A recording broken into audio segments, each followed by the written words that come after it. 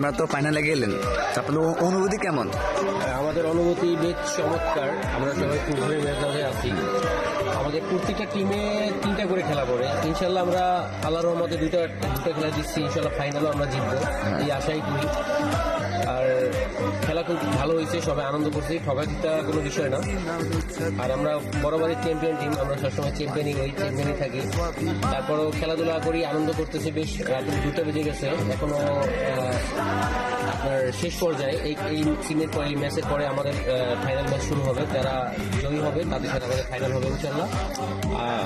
আপনাদের ক্যাপ্টেন সম্পর্কে কিছু বলেন, ফারুদের সম্পর্কে। আমাদের ক্যাপ্টেন বেশ ভালো ইয়ে করছে, পরিচালনা করছে, খুব ভালো হয়েছে, খেলাটা খুব ভালো হয়েছে।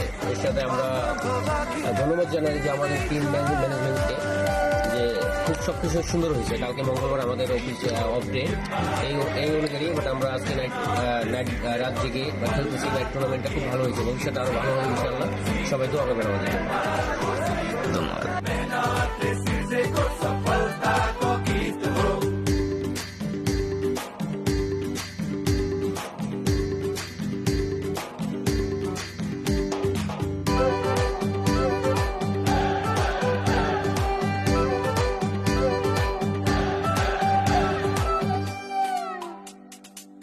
कर्णूचा कथा जितको रगतले वैना सिपले गर्वको इतिहास रच्नु छ खेलको कौशल ढितले SNTV Multimedia.